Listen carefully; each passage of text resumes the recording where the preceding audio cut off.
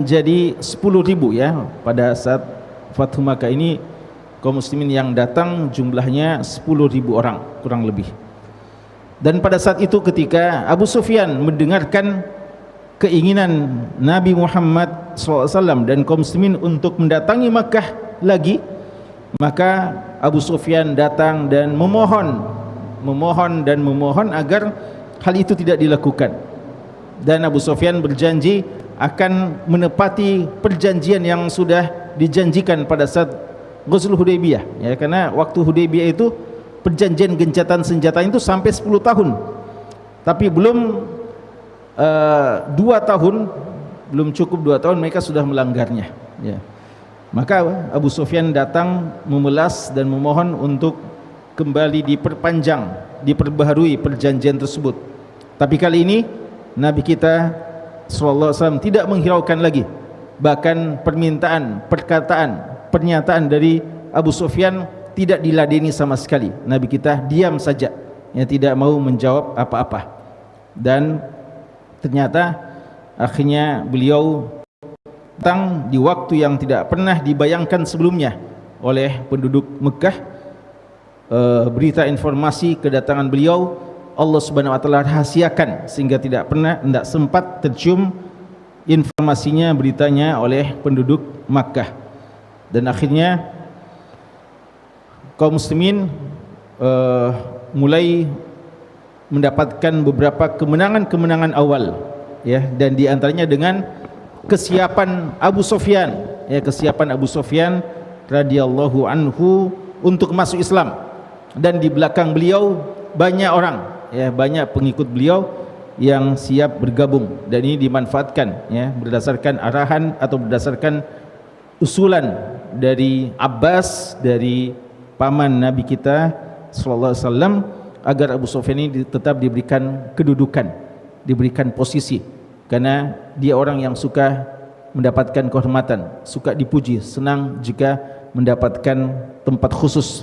Maka Nabi kita SAW di antara strategi dan politik beliau tetap mempercayakan Abu Sufyan mendapatkan posisi yang membuat para pengikutnya ikut masuk Islam. Dan Rasulullah menjamin siapa yang berlindung dan masuk ke rumah Abu Sufyan akan aman, tidak akan diapa-apakan.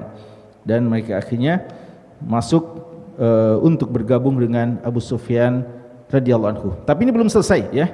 Belum selesai, waktu itu sudah beberapa di antara mereka sudah menyatakan bergabung, tapi belum seluruhnya. Maka masih ada sisa dari pembahasan yang belum kita baca dalam pertemuan yang lalu. InsyaAllah kita akan sempurnakan pada pertemuan kita malam hari ini. Ya, fadhal.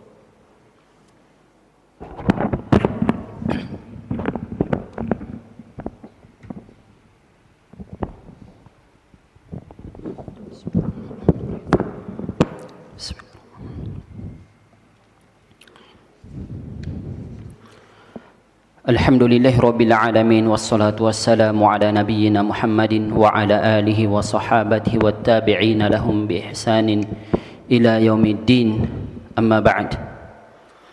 Allahumma ighfir lana wa li ustadina wa li walidina was sami'ina wal muslimina wal muslimat wal mu'minina wal mu'minat al ahya'i minhum wal amwat, innaka sami'un qaribun mujibud da'wati ya qadiyal hajat.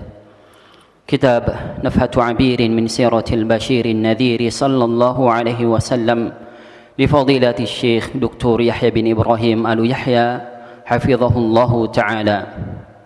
قال: غزوة فتح مكة. ثم قال: وقد أمر رسول الله صلى الله عليه وسلم العباس رضي الله عنه أن يوقف أبا سفيان عند خطم الجبل لينظر إلى جنود الإسلام إذا مرت عليه. وقد جعل رسول الله صلى الله عليه وسلم أبا عبيدة بن الجراح رضي الله عنه على المقدمة، وخالد بن الوليد رضي الله عنه على الميمنة، والزبير بن العوام رضي الله عنه على الميسرة، ورسول الله صلى الله عليه وسلم في القلب. وأعطى الراية سعد بن عبادة رضي الله عنه، وأمر رسول الله صلى الله عليه وسلم الزبير أن يدخل من كداء من أعلى مكة وأن تنصب رايته بالحجون وأمر خالدا أن يدخل من كدى من أسفل مكة وأمرهم بقتال من قاتلهم وكان عكرمة بن أبي جهل وصفوان بن أمية وسهيل بن عمرو قد جمعوا جمعا بالخندمة فمر بهم خالد بن الوليد فقاتلهم فقتل من المسلمين 3 وهم كرز بن جابر الفهري وحبيش بن خالد الخزاعي وسلمة بن الميلاء الجهني رضي الله عنهم وقتل من المشركين 13 رجلا وفر بقيتهم. Nah, kemudian jemaah sekalian, kata Syekh, kata penulis buku ini, bahwa kemudian Rasulullah SAW mengatur pasukannya, ya, beliau sebagai komandan, beliau mengatur pasukannya. Abu Ubaidah Amir bin Jarrah radhiyallahu anhu diposisikan di bagian depan. Wa Khalid bin Walid, ini Khalid bin Walid setahun lalu sudah masuk Islam, ya, jadi tahun ke-7 Hijriah sudah masuk Islam sebelum perang Mu'tah. Khalid bin Walid diposisikan di bagian sebelah kanan, dan Zubair bin Awam diposisikan di sebelah kiri. Ini semua panglima perang yang sangat terkenal, ya. Jadi Abu Ubaidah Amir bin Jarrah yang memang orang kepercayaan umat ini dan dianggap orang yang paling pantas suatu saat, ya, nanti bisa posisinya menggantikan Khalid bin Walid, ya. Beliau dianggap sama selevel dengan Khalid bin Walid dalam kelihayan dan kepandaian, ketangkasan dalam memimpin pertempuran. Dan Khalid bin Walid pemimpin yang terkenal di masa jahiliyah dan masa Islam, dan Zubair bin Awam yang dikenal sebagai hawari Nabi SAW, penolong, pembela Nabi SAW. Adapun Rasulullah SAW fil qalb, di bagian tengah, ya, jadi bagian depan Abu Ubaidah, bagian kanan Khalid, dan bagian kiri diposisikan Zubair bin Awam, dan Rasulullah sendiri sebagai pemimpin di bagian tengah. Adapun panji perang, bendera perang dipercayakan, diberikan kepada Sa'ad bin Ubadah, seorang pemuka Ansar yang terkenal, yang disegani. Dan Rasulullah SAW memerintahkan kepada Zubair untuk masuk ke kota Makkah lewat Kada, yaitu bagian atas dari Makkah, ya. Maka lembah, ya, seperti yang kita ketahui Makkah adalah lembah, maka diarahkan Zubair masuk dari arah atasnya yang dikenal dengan daerah Kada, dan sambil mengangkat panji, ya, mengangkat panji perang atau bendera perang tersebut. Dan di Hajun, ya, ini semua tempat-tempat yang sampai saat sekarang dikenal, ya, kalau kita ke Mekah. Adapun Khalid bin Walid radhiyallahu anhu diperintahkan untuk masuk dari arah Kuda, ya, Kuda ini dari bawah Makkah. Dan beliau, Nabi kita SAW, memerintahkan kepada pasukannya untuk memerangi siapa yang memerangi mereka. Jadi sebagian sudah menyerah, ya, sebagian belum apa-apa, sudah menyatakan keislaman mereka. Tapi masih ada di antara mereka yang belum mau masuk Islam. Abu Sufyan sendiri sudah menyerah, sudah siap masuk Islam dan sudah diikuti oleh banyak pengikutnya. Tapi masih ada saja yang belum. Maka ini mereka sudah mau masuk ke kota Makkah. Masuk, dan siapa saja yang merintangi jalan mereka dan masih mau berhadap-hadapan, maka Rasulullah perintahkan untuk diperangi. Dan waktu itu Ikrimah bin Abi Jahal, Safwan bin Umayyah, dan Suhail bin Amr, ini masih dari pasukan-pasukan musuh, mengumpulkan pasukan mereka di Khandamah. Dan itu dilewati oleh Khalid bin Walid radhiyallahu anhu. Maka sudah ketemu dua pasukan ini, ya. Maka Khalid bin Walid memerangi mereka. terjadi kontak senjata antara kaum muslimin dan kaum Quraisy. Terbunuh 3 dari kaum muslimin dan 13 dari pasukan Quraisy. Di sini Syekh sebutkan untuk kaum muslimin sendiri, Kurz bin Jabir Al-Fihri dan Hubeish bin Khalid Al-Khuzai dan Salamah bin Mila Al-Juhani. Adapun dari kaum musyrikin sejumlah 13, ya, 13.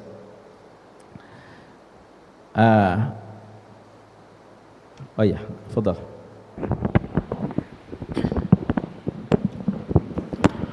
ودخل رسول الله صلى الله عليه وسلم مكة وهو راكب على ناقته وعلى رأسه المغفر ورأسه يكاد يمس مقدمة الراحل من تواضعه صلى الله عليه وسلم لربه عز وجل.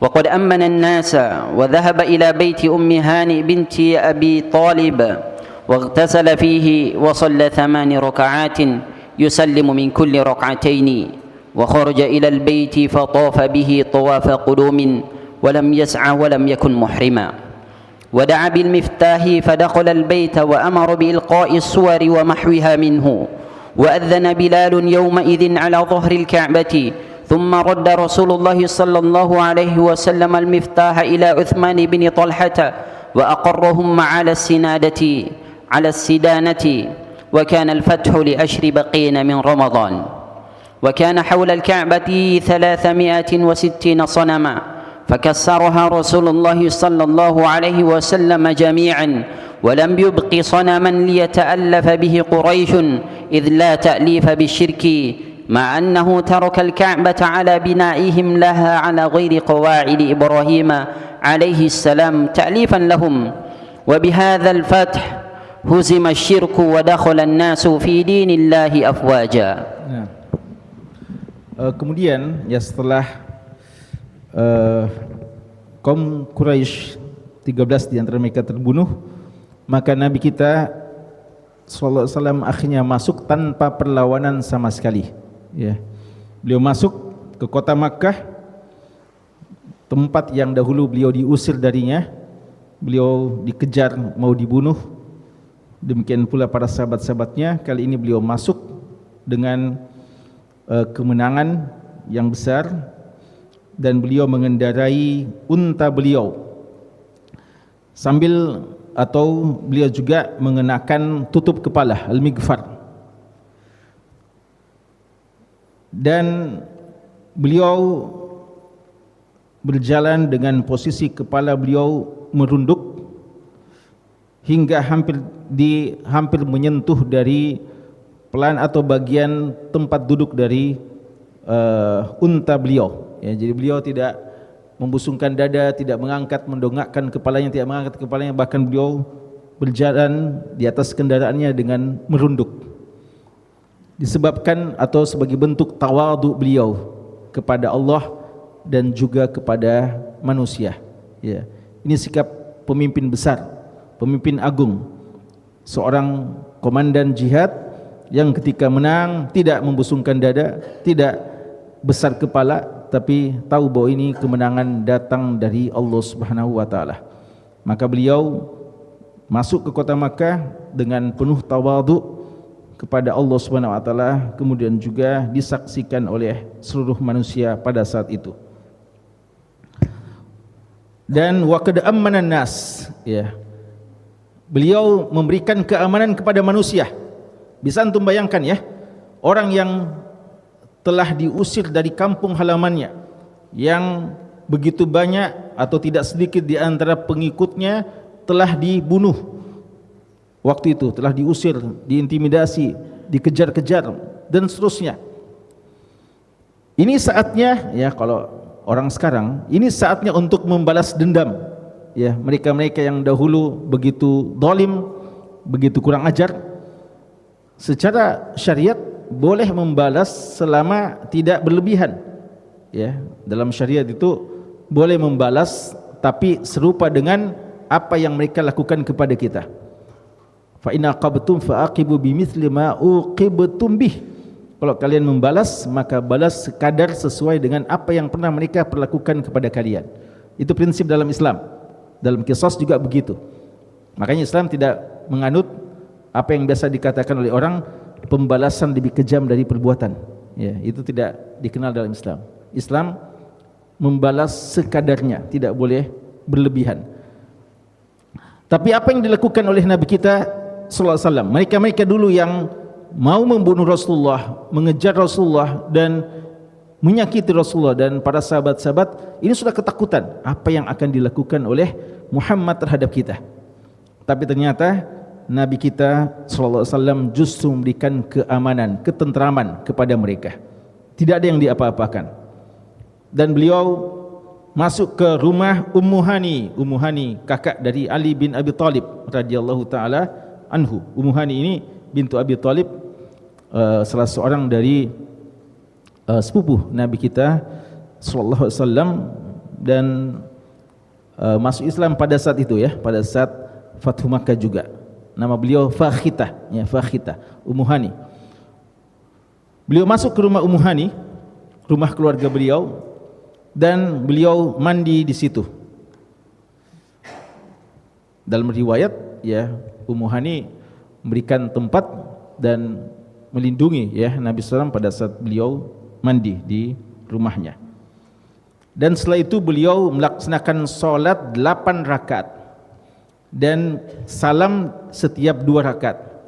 Inilah yang ulama kita mengatakan solat duhanya Nabi kita sallallahu alaihi wasallam. Ya, kalau mau dilihat solat duhanya Rasulullah, tidak dikenal solat duha yang dirutinkan oleh Rasulullah sallallahu alaihi wasallam. Walaupun beliau banyak menganjurkan, ya, dalam hadis-hadis beliau banyak menganjurkan. Tapi apakah beliau rutin melakukan solat duha? Jawabannya tidak, ya. Dan sebagian mengatakan beliau tidak pernah salat duha, apalagi kalau sampai 8 rakaat, kecuali pada saat Fathu Makkah. Nah, ini kisahnya ya, ketika beliau datang ke rumah Ummu Hani.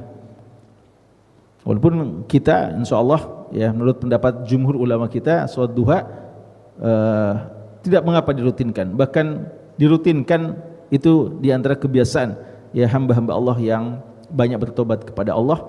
Dan beliau pernah juga wasiatkan kepada Abu Dzar, Abu Darda, Abu Hurairah dan beberapa sahabat-sahabat yang lain. Tapi Rasulullah sendiri tidak merutinkan, dan di antara salat duha beliau yang paling banyak rakaatnya hanya pada saat Fathu Makkah, penaklukan kota Makkah, di rumah Ummu Hani yang diriwayatkan oleh Ummu Hani. Makanya hadis tentang salat duhanya Rasulullah itu datang dari kisah atau dari riwayat Ummu Hani ya, pada saat Rasulullah masuk ke rumah beliau dan salat duha di sana. Ini waktu duha di situ, pada saat itu.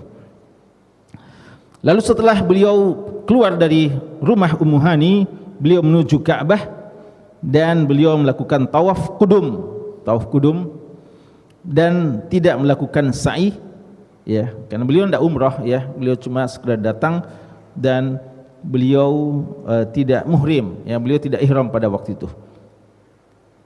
Dan memang kalau sekedar tawaf sunnah itu tidak harus dalam keadaan ihram.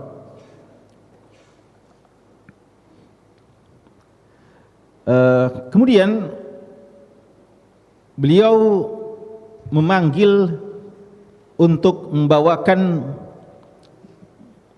kunci dari Ka'bah, dan beliau masuk ke dalam Ka'bah. Ini sejak dahulu masuk ke Ka'bah itu tidak sembarangan ya, tidak sembarangan. Harus orang-orang yang merupakan pemuka kaum.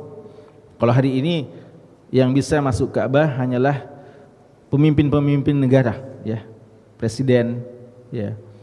Makanya Abu Ahmad Syara ketika beliau menjadi presiden Suriah menggantikan si Asad atau Bashar Asad, itu beliau langsung mendapatkan kehormatan. Dan presiden-presiden yang lainnya ya. Prabowo juga mungkin sudah ya. Pak Prabowo sudah ke Ka'bah ya? Belum ya? Ya. Jokowi sudah pernah mungkin ya. Jadi kalau antum mau masuk ke Ka'bah mesti jadi presiden dulu ya. Tidak gampang masuk Ka'bah. Hakim bin Hizam, seorang sahabat Rasulullah, itu beliau dilahirkan di Ka'bah. Ya, Hakim bin Hizam keluarga dari Khadijah ya bintu Khuwailid. Beliau dilahirkan di Ka'bah ya. Ibu beliau waktu itu masuk ke dalam Ka'bah karena termasuk min sadati Quraisy. Lalu ternyata saatnya untuk melahirkan di Ka'bah ya. Ini hal yang sangat istimewa daripada sebagian sahabat.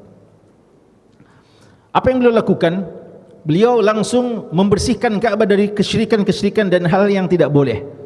Di antaranya patung-patung dan gambar-gambar. Ya, kita tahu di antara sebab kesyirikan-kesyirikan adalah gambar-gambar yang seperti sejak masa Nabi Nuh alaihissalam ya, gambar-gambar orang soleh yang biasa disimpan di tempat-tempat ibadah itu tidak dibenarkan. Beliau langsung hapuskan atau beliau hapuskan kalau gambar-gambar yang bisa dihapus, lalu beliau hancurkan berhala-berhala yang ada pada saat itu. Dan saat itulah Bilal radhiyallahu anhu diperintahkan untuk berazan ya, berazan. Ini satu kehormatan bagi Bilal ya, seorang yang dulu dengan perkataan berat mengatakan ahad ahad ahad, disiksa ya, dipanas terik, dan beliau hampir saja dibunuh, tapi beliau bertahan dan tetap teguh mengatakan ahad ahad. Kali ini mendapatkan kehormatan ya setelah hampir 10 tahun ya meninggalkan Makkah, beliau akhirnya azan di Ka'bah. Ya, mungkin bagian yang pernah nonton film Risalah ya, ada pernah melihat azannya Bilal. Tapi tidak persis begitu ya, dan itu bukan Bilal ya. Tapi memang Bilal saat itu azan ya pada saat Fathu Makkah. Kemudian pintu Ka'bah kuncinya, ini perlu juga, sejak dahulu Ka'bah itu memang sudah diurus termasuk masa jahiliyah, dan ada memang yang pemegang kunci khusus dari Bani Syaibah, dan Nabi kita SAW mengamanahkan kunci Ka'bah kepada Utsman bin Talha, sahabat yang mulia Utsman bin Talha yang sudah masuk Islam pada waktu itu, dan beliau memang dari kalangan Bani Syaibah, dan keluarga beliau turun-temurun memang yang dipercayakan sejak masa jahiliyah untuk memegang kunci Ka'bah. Dan beliau aqarrahum alas sidanah ya, Rasulullah bilang sudah menetapkan bahwa memang beliau yang akan pegang kunci Ka'bah. Dan itu sampai hari ini ya, kalau antum tahu hari ini yang pegang kunci Ka'bah itu semua keturunan dari Utsman bin Talha, dan tidak bisa diganti-ganti. Dalam sebagian dikatakan Khalidah Talidah. Rasulullah ketika menyerahkan, Rasulullah bilang ini kamu pegang dan tidak bisa diganti siapapun sampai hari kiamat ya. Maka ini satu kehormatan keluarga Utsman bin Talha itu sampai hari ini, itu yang memegang kunci Ka'bah, tidak boleh diganti oleh siapa-siapa, harus dari keturunannya atas dasar arahan dan perintah ketetapan keputusan dari Nabi sallallahu alaihi wasallam. Bahkan sebagian mengatakan ini di antara pengamalan firman Allah, innallaha ya'murukum an tu'addul amanati ila ahliha. Sesungguhnya Allah memerintahkan kalian untuk memberikan amanah kepada yang ahlinya, kembalikan amanah kepada ahlinya. Dan Utsman bin Talha, kabilah beliau memang yang dipercayakan sejak dulu, maka diserahkan amanah yang mulia ini kepadanya. Dan kejadian ini terjadi pada Fathu Makkah, terjadi pada 10 hari sisa di dalam Ramadan, artinya sekitar 20 Ramadan, 19 atau 20 Ramadan kejadian ini. Dan waktu itu Ka'bah, di sekitar Ka'bah ada 360 patung ya. Jadi waktu saat Fathu Makkah masih ada 360 patung di sekitaran Ka'bah. Apa yang dilakukan Nabi SAW? Beliau menghancurkan sehancur-hancurnya dan tidak menyisakan satu patung pun, satu berhala pun. Untuk ya, mungkin ada yang bilang takliful qulub ya, untuk untuk bisa tidak langsung membuat mereka tersinggung, untuk kita cara ya yang pelan-pelan dulu, secara soft ya, kita pendekatan dulu, tidak langsung membuat mereka lari, maka jangan langsung menghancurkan. Tapi ternyata Rasulullah mengajarkan bahwa dalam masalah kesyirikan tidak ada sama sekali basa-basi. Ya, harus ada ketegasan. Tidak boleh atas dasar fikih dakwah, alasan-alasan dakwah sampai membiarkan hal tersebut. Karena beliau tidak menyisakan sedikit pun. Padahal ada satu hal yang beliau biarkan dan tidak ubah. Apa itu? Keadaan Ka'bah yang pernah dipugar dan direnovasi oleh kaum Quraisy, yang keadaannya tidak seperti ketika awal kali dibangun oleh Ibrahim alaihissalam. Jadi bentuknya itu tidak seperti yang dibangun awal kali oleh Ibrahim alaihissalam. Termasuk Hijr Ismail. Hijr Ismail itu sebenarnya bagian dari Ka'bah, tapi sekarang kan sudah di luar. Ya, walaupun kalau orang sholat di sana bagikan sholat di dalam Ka'bah. Dan Rasulullah pernah mengatakan, seandainya kaumku atau kaummu, ya, beliau mengatakan maksudnya kepada Aisyah, dan seandainya bukan karena beliau sistem pendekatan tidak membuat mereka langsung merasa tersinggung dan tidak membuat mereka merasa akan lari dari agama ini, Rasulullah sebenarnya ingin mengembalikan pondasi Ka'bah dan bangunan Ka'bah itu sebagaimana ketika awal kali dibangun oleh Nabi Ibrahim alaihissalam. Tapi dengan pertimbangan jangan sampai membuat orang-orang berbicara dan mengatakan ini apa-apa nih, ya, Rasulullah mau merubah seluruh apa yang telah kita buat. Maka Rasulullah menunda, bahkan tidak beliau lakukan sampai hari ini, ya. Itu beliau masih ada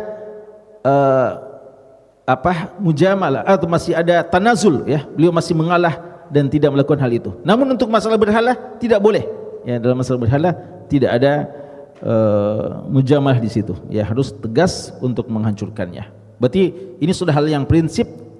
Adapun itu masih bisa ditolerir, ya, dibiarkan walaupun tidak ideal.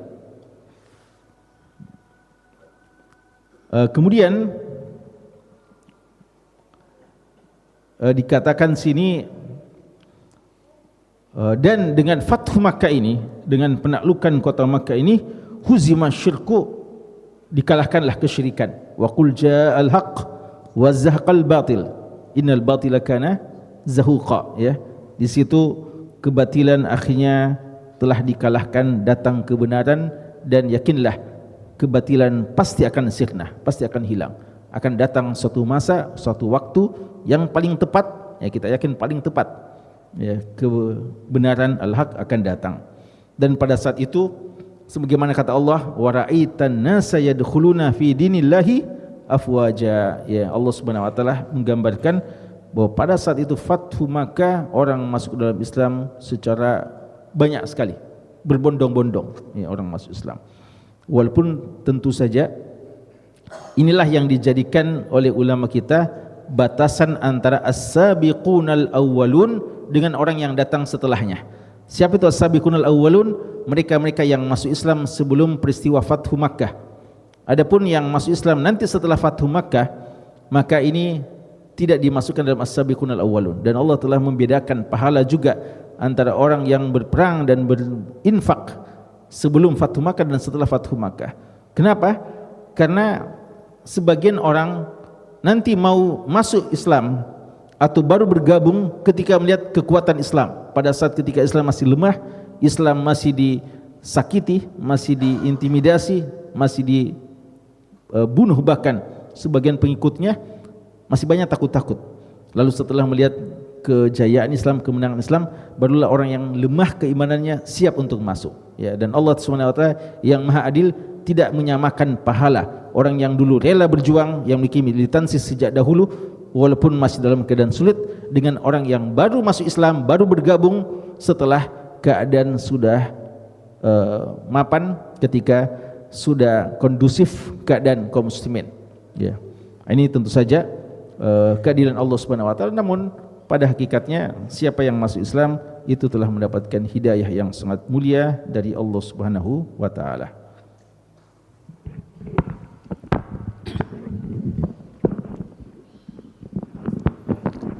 Ad-durus wal ibar.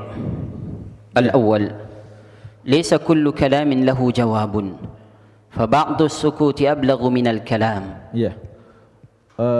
Pelajaran dari kisah Fathu Makkah. Fathu Makkah sebenarnya banyak syarat dengan pelajaran hikmah, tapi Syekh menyebutkan kepada kita 5 saja, 5 pelajaran penting dari peristiwa Fathu Makkah. Yang pertama, beliau katakan bahwa tidak setiap perkataan itu jawabannya harus juga dengan perkataan. Tidak harus setiap perkataan itu ditanggapi dengan perkataan yang sama. Kadang jawaban yang paling tepat untuk perkataan atau pernyataan adalah diam. Dan itu kadang lebih mengena, lebih membekas. Dari mana ini pelajarannya diambil? Dari mana kira-kira pelajarannya diambil? Ya,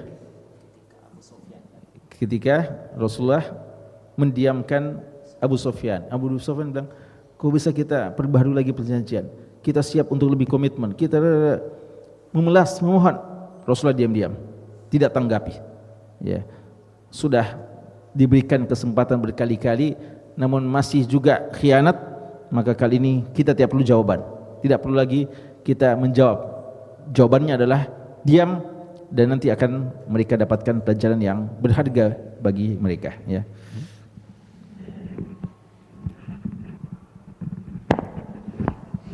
Ya. الثاني على المسلم الحرص على تحصيل المنافع بأقل الأضرار ومن ذلك إخفاء ما في إظهاره ضرر أو ما لا يحتاج إليه من الأخبار. Ya. Faedah yang kedua kata Syekh adalah bagi seorang muslim, bagi setiap muslim adalah harus berusaha antusias untuk bisa memberikan manfaat sebesar-besarnya dan meminimalisir mudarat-mudarat yang ada. Tujuan kita menyebarkan manfaat dan kita perlu untuk meminimalisir mudarat-mudarat yang mungkin akan mendekati kita. Dan di antara pengamalan kaidah ini adalah kadang kita perlu menyembunyikan hal-hal yang kita akan lakukan dan tidak perlu selalu diinformasikan untuk memberikan kejutan-kejutan hal yang bisa mengagetkan musuh dan membuat mereka tidak siap untuk menghadapi kita. Dan itu yang dicontohkan oleh Nabi kita sallallahu alaihi wasallam. Beliau sampai berdoa kepada Allah, ya Allah, jangan sampai informasi kedatangan kami ketahuan oleh mereka. Ya, mereka tidak siap. Rasulullah datang dengan 10.000 ya, dan membuat mereka gentar dan ketakutan akhirnya. Jadi dalam sebuah riwayat, walaupun ada khilaf tentang kesahihannya, Nabi kita SAW bersabda, ista'inu ala qada'i hawaijikum bil kitman. Hendaknya kalian untuk menjalankan hajat-hajat kalian, hendaknya kalian melakukan cara kitman, menyembunyikan, merahasiakan. Jadi kalau kita punya sesuatu yang kita mau jalankan, kadang perlu dirahasiakan dulu, nanti buat kejutan. Kenapa? Karena dalam riwayat dikatakan bahwa orang-orang yang punya kenikmatan itu banyak pendengki-pendengkinya. Kalau kita terlalu ekspos, terlalu kita sebarluaskan, maka ada yang berusaha untuk menggagalkan rencana yang baik itu. Ya, jadi kalau ada orang tahu, oh ini dia mau lakukan, maka ada orang yang mau menghalangi dan merintangi niatan-niatan baik tersebut. Maka kadang kita diam-diam saja dulu. Tujuan kita agar orang yang mau membahayakan kita tidak tahu, dan bisa kita kabarkan kepada orang-orang yang kita percayakan amanahnya dan jujur, dan tidak ada kita khawatirkan terhadap orang tersebut. Tapi kalau orang-orang yang belum jelas, ya, apalagi kita tahu musuh, maka perlu kita rahasiakan. Ya, sehingga kenapa dahulu dakwah itu adalah dakwah yang sirriyah, ya, untuk lebih memuluskan jalan dakwah.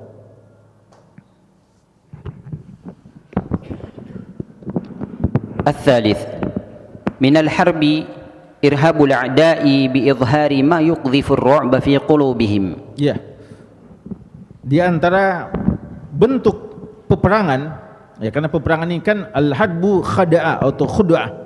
Perang itu adalah tipu daya, adu strategi.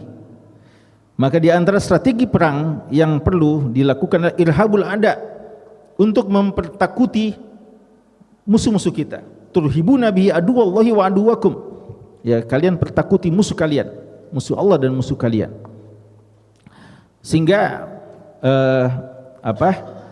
tampakkan ya kekuatan kalian, tampakkan kekuatan kalian yang bisa membuat mereka takut. Dan ini di antara kekhususan Nabi kita sallallahu alaihi wasallam, beliau itu 1 bulan sebelum kedatangan beliau, musuh-musuh sudah pada takut. Dan kita tahu ya, di antara cara strategi Khalid bin Walid di perang Mu'tah untuk mempertakuti musuh, beliau datang dengan berbagai macam strategi dan datang dari berbagai arah dan dengan tampilan-tampilan yang beda, sehingga pasukan musuh, pasukan Romawi waktu itu lihat ini ternyata ada lagi bala bantuan yang baru dari kaum muslimin.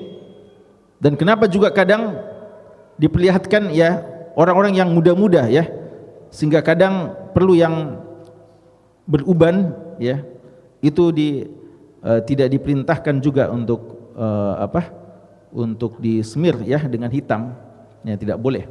Tapi juga tidak dibiarkan ubannya ya, supaya tidak ketahuan ya, karena kalau mereka oh ini orang tua aja semua kita hadapi ya, walaupun bermanfaat dua-duanya ya. Makanya Abu Quhafa, bapak dari Abu Bakar Siddiq ya, itu diarahkan kepada itu ya. Itu di antara strategi agar musuh gentar, takut yang menghadapi kita. Ya. الرابع من الحكمة إعطاء ذوي الشأن منزلة تحفظ لهم كرامتهم بما لا يضر المسلمين. Termasuk hikmah, dan ini kecerdasan seorang pemimpin, harus tahu yang masalah-masalah yang seperti ini ya. Dan ini di antara kemampuan diplomasi yang dibutuhkan oleh seorang pemimpin. Nabi kita sallallahu alaihi wasallam, beliau memberikan posisi dan amanah kepada orang yang pantas. Jadi Abu Sufyan, posisi beliau tidak diambil, bahkan dimanfaatkan kedudukan beliau yang terhormat untuk dijadikan sebagai wasilah masuk Islamnya sekian banyak pengikutnya selama ini. Tetap diberikan tempat yang terhormat. Utsman bin Talha dipercayakan untuk pegang kunci Ka'bah ya, dan demikian seterusnya. Beliau seorang pemimpin yang sangat ulung dalam mengatur musuh-musuhnya, bukan cuma di medan peperangan saja ya. Tadi di medan peperangan beliau sudah tempatkan sahabat dengan penempatan posisi yang paling tepat ya, Abu Ubaidah, lalu Khalid, lalu Zubair. Dan dalam pemerintahan juga, dalam siasat politik beliau juga selalu tepat ya, setiap keputusan-keputusan beliau. Dan ini membutuhkan kecerdasan seorang pemimpin ya. Dan itu ada pada Nabi kita Muhammad sallallahu alaihi wasallam. Dan ini dibahasakan dengan hikmah ya, hikmah menempatkan sesuatu pada tempatnya ya. الخامس إذا أظهر الله المؤمن على عدوه فينبغي أن يزيده ذلك شكرا وتواضعا لله تعالى. Kawan sekalian, kemenangan seorang mukmin itu bukan dirayakan dengan membanggakan diri, membusungkan dada dan merasa kitalah yang paling hebat, kita yang paling berjasa dalam kemenangan. Tapi harus kita tampakkan kesyukuran kepada Allah ketika kita menang terhadap musuh dalam pertempuran yang paling hebat ya, seperti pada saat Fathu Makkah. Nabi kita SAW mencontohkan bagaimana seorang pemimpin tawadhu ya, beliau justru datang masuk ke Makkah dengan menundukkan kepala beliau, dan itu perintah Allah. Allah katakan apa? Fasabbih bihamdi rabbik wastaghfirhu innahu kana tawwaba. Allah Subhanahu wa taala tidak hanya menyuruh mengucapkan alhamdulillah, tapi tasbih kepada Allah dan istighfar. Kemenangan itu masih banyak kekurangan-kekurangannya, masih ada mungkin di sana sini yang tidak sempurna. Maka kemenangan kita rayakan tanda kutip dengan banyak istighfar kepada Allah. Dan itu juga yang kita katakan dan lakukan pada saat kita menang di bulan suci Ramadan. Ya, kita merasa kita sudah berhasil, kita sudah merasa telah berhasil dalam perjuangan ibadah kita. Tidak ada yang patut kita lakukan kecuali banyak bersyukur kepada Allah dan kita tawadhu, yang tidak merasa lebih hebat, tapi banyak kita beristighfar kepada Allah Subhanahu wa taala. Ya. Jadi itu ya. Jadi itu yang kita lakukan ya pada saat kita melakukan atau mendapatkan kemenangan. Makanya tidak perlu ada selebrasi ya. Biasa orang langsung salto-salto kalau menang ya. Kalau bosan cetak bola saja sudah ya salto-salto dan banggakan diri ya, joget-joget. Apakah disyariatkan sujud setiap bola yang dicetak? Ya, tidak ada juga dalilnya ya. Tapi intinya semua kebaikan, semua kemenangan kembalikan kepada Allah. Ya, kalau Allah tidak izinkan, tidak akan mampu kita capai seluruh keberhasilan dan kesuksesan kita. Kembalikan kepada Allah dan jangan kita bangga, dan setiap Allah Subhanahu wa taala melihat ketulusan hati kita, Allah akan senantiasa menambah nikmat tersebut. Sekian ini alhamdulillah selesai lagi satu ghazwah Fathu Makkah dan tersisa satu ghazwah lagi yang akan disebutkan oleh Syekh, yaitu salah satu ghazwah yang terbesar di tahun ke-9 Hijriah, Tabuk, yang Allah Subhanahu wa taala abadikan kisahnya di akhir-akhir surat At-Taubah. Wallahu taala alam, sallallahu ala nabiyina Muhammad wa alihi washabbihi wasallam, walhamdulillahi rabbil alamin. Assalamualaikum warahmatullahi wabarakatuh.